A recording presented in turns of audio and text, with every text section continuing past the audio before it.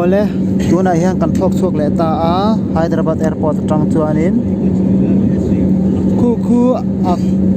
a khop pui lai tak nge phei chu ka shalo ti hian kan la zelanga kai moi to kan moi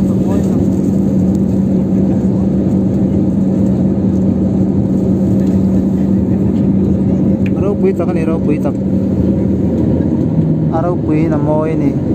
ti kwan mun sang a moi to kan la ta de che chu a aram hi azol day doi maya a plena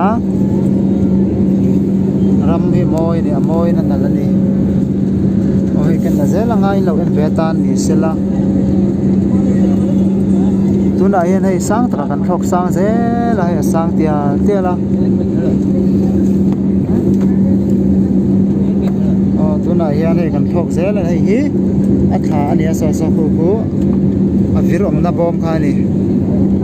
tuna tukvar bula ka chuang ani hei aram hi ananila anom hele bem rugot mai ni tikwanin khu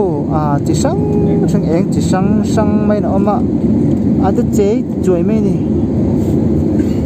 ro pui ta kan ni moi ta ne va sang atang kan la kan hei kilometer ang sang ya chu ka selawanga hei hai zon sang tak mai hina lang plan pur maya sati son so hun sang ade ter tu na kan koi le me ka tu na hin kawa lampang paning kang kalme kani hai ro pui ta kan ni hai kai ade ter tuar mai ni mitam hu velo ta just han oi ta po har rumang ti mai turin ani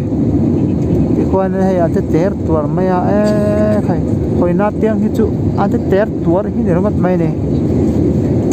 pui ta nei hi tho na ba sang tanga kala ka ni he te ya ni nei kai pui ta ka ni ro pui ta ka ni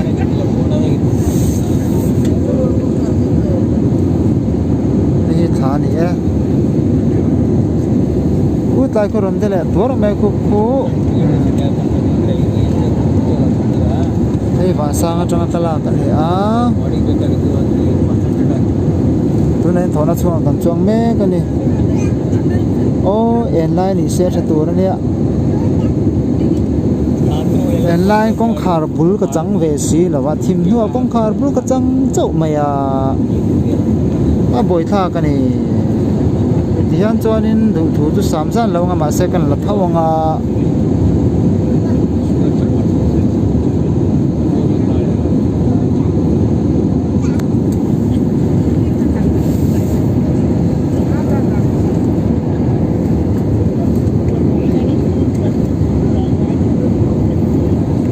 van sang kanom to ya sang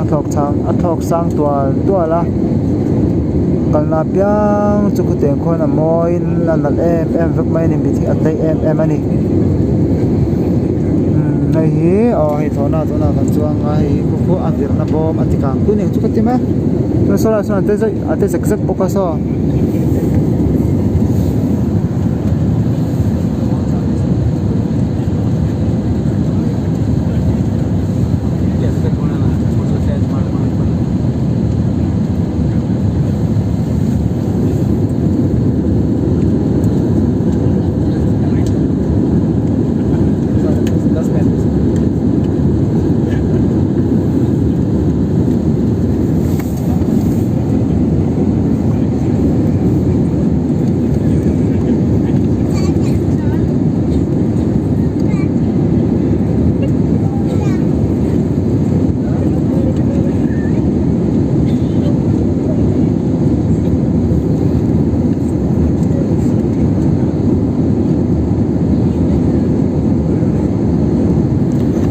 mi ko moi le mai du thu chu sam jan lo nangin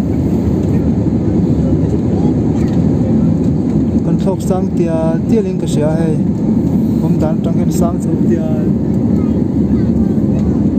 niam le shata thok sang chau tua la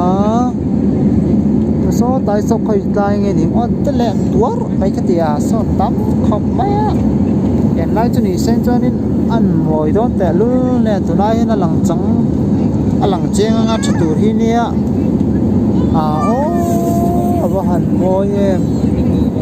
khu tay khu ê khẩy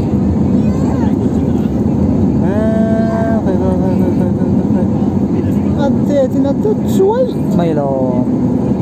khẩy em không bị nghe khẩy lại khoa tập trung liếng mà khu